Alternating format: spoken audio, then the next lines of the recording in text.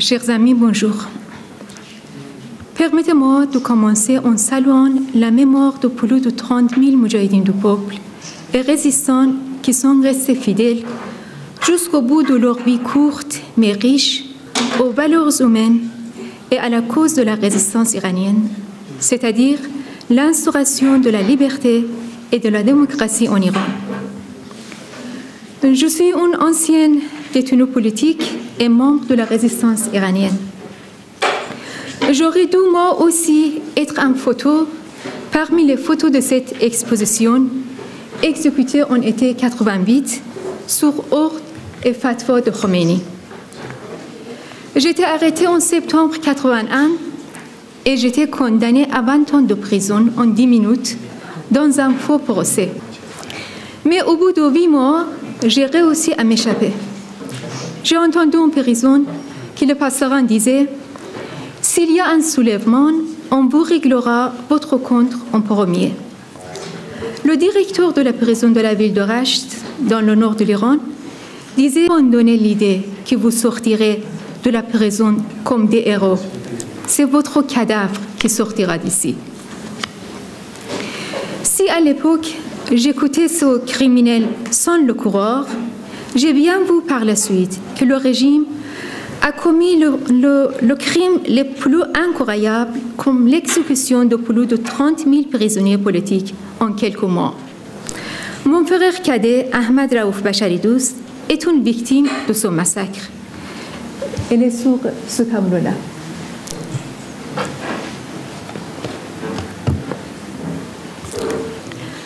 Après 28 ans, c'est une plaie ouverte qui saigne encore.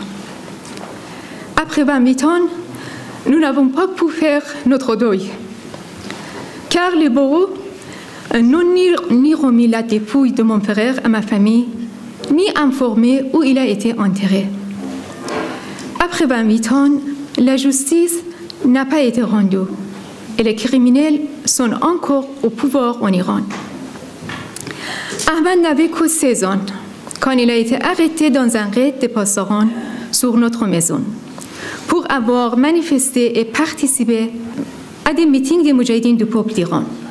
Vers la fin de 1982, après plusieurs séries d'interrogatoires et de tortures, il a été condamné à 5 ans de prison et enfermé à la prison de Rasht, puis d'Evin, à Téhéran et Gohardasht dans la ville de Karaj. En mars 1988, pour la première fois, j'ai reçu une lettre d'Ahmad. Il avait été libéré après presque 6 ans de prison et cherchait à quitter le pays pour rejoindre la résistance. Il avait écrit « Si je voulais te raconter tout ce que j'ai vécu durant ces années, je pourrais écrire des volumes. Laissons donc le récit de ce voyage forcé et de ces douleurs endurées à un autre moment. »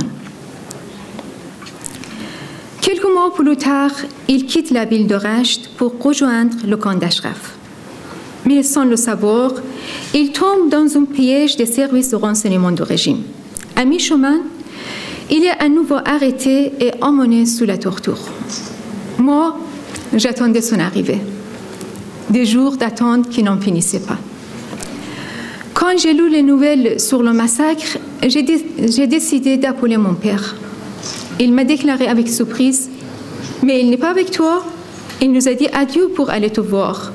Mais s'il n'est pas avec toi, alors où est-il » Après mon appel, mon père est allé de prison en prison à la recherche d'Ahmad. Mais il n'a rien trouvé. Ni nom, ni trace, ni tombe. Ahmad a été pendu sur ordre de Khomeini comme les 30 000 prisonniers politiques exécutés dans ce massacre. En 1981, les agents des services de renseignement ont dit à mon père qu'il l'avait exécuté dans la prison de Roumieh, dans le nord-est de l'Iran, mais ils n'ont pas révélé où il l'avait enterré. Des dizaines de milliers de familles sont dans notre situation. Mais aujourd'hui, comme l'a dit la présidente élue de la résistance iranienne, Mme Mariam Rajavi, le peuple iranien ne renoncera jamais à sa demande de poursuite de chacun des dirigeants du régime impliqués dans ce massacre. Oui, Oui, nous continuerons à défendre la mémoire et les valeurs pour lesquelles Ahmed et tant d'autres héros ont donné leur vie. Je vous remercie.